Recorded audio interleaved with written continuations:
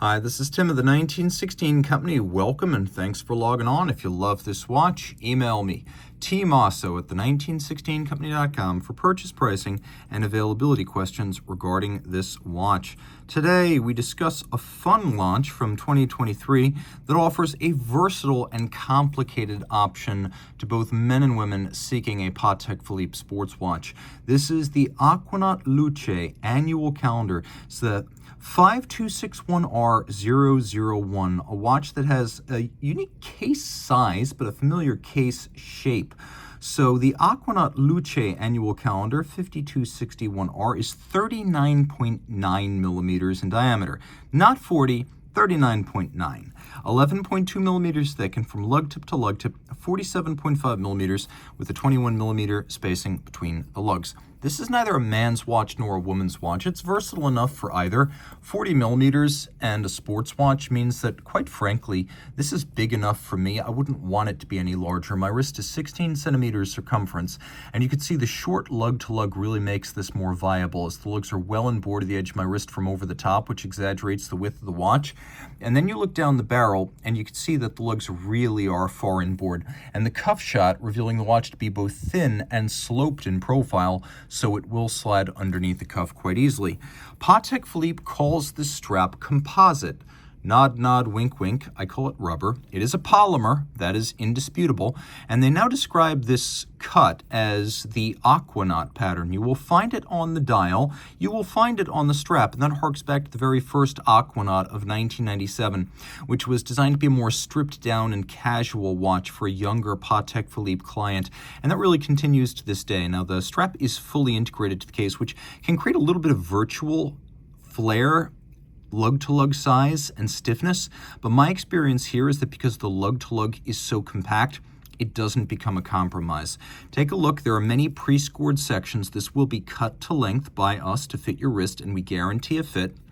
And it is quite supple, very comfortable. We have a double fold clasp. Patek has gotten better about its clasps recently. You can see twin trigger release.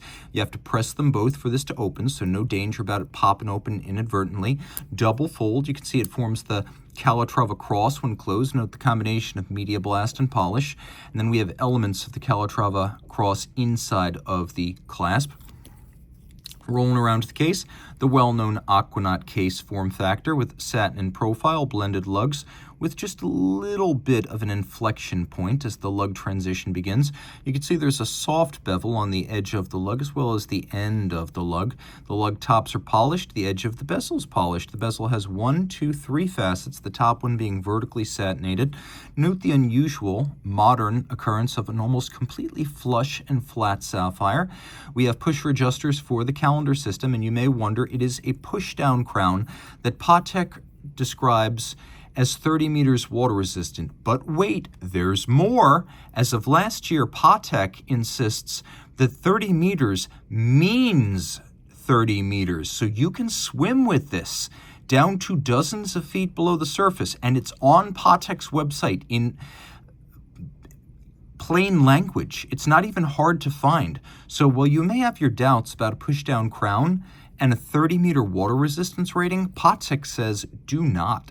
We do have this interesting combination of a case with a rounded polygonal bezel, and it's a little bit like the Nautilus, but much less pronounced. Look carefully and you can see that the polygonal facets are more subtle. Outer bezel, inner bezel. We have the crystal as well as the dial. The dial has a unique opaline blue-gray. That is what Patek Philippe calls this sort of slate gray. Opaline means it's not a sunburst and it's not glossy. It's got this matte finish. We have gold accents for the sub-registers as well as for the numerals themselves, which are solid gold applique, solid gold hands as well. These elements will never tarnish over time. Note the presence of center seconds, and now note the presence of hacking center seconds. This watch does feature a hacking seconds function. It uses the new, or relatively new, 26330 movement. This one is known as the 26330 SQALU. So center second, Cantia manuel, and moonphase. And it is a moonphase up there. Annual calendar. It only requires one correction a year during the jump from February to March. This is a system that Patek invented and patented back in 1996 when it debuted on the 5035. Patek Philippe invented the annual calendar. Lume shot. And there is lots of lume, not just the hands, not just the numerals, but the indices outboard of the numerals, continuing the Aquanaut's excellent run of luminescence. Around back, we have that movement. Now, it's got a unidirectional winding action with ceramic bearings, those two features in tandem, making for very high winding efficiency. 4 Hz beat rate, 45-hour power reserve. This movement features a free-sprung gyromax style balance, which makes both for shock resistance and precise adjustment. It is adjusted in 6 positions. It features that gyromax style balance where the adjustments are done using variable inertia eccentric screws on the balance rim, and it uses Patek's latest silicone hairspring, which is both anti-magnetic and, due to its subtle profiling via deep reactive ion etching, it breathes concentrically like an overcoil. The watch movement is guaranteed accurate by Patek to no worse than -1 + 2 seconds per 24 hours. All this pivots on 34 joules, and you can see the movement is actually quite respectably large at 32 millimeters, filling this case back.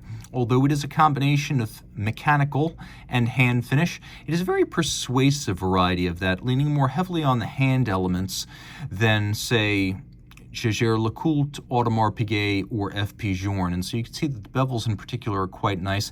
We also have the bevels in the screw and the jewel sinks, solarization on the barrel cover. You can see circular stripes on the rotor, linear stripes on the bridges. We have snailing on the edge of the rotor. You can see we have small engine turning on the center of the rotor, larger engine turning on the base plate itself, and elements like locating pegs, like these 3, used to locate the bridge on the underlying structure. Those have been polished on their top with wheels satinated. It is a good-looking movement that is built with a lot of integrity. Shock-resistant, anti-magnetic, very accurate, and of course now with that long-sought hacking seconds to go with the annual calendar moonphase complication.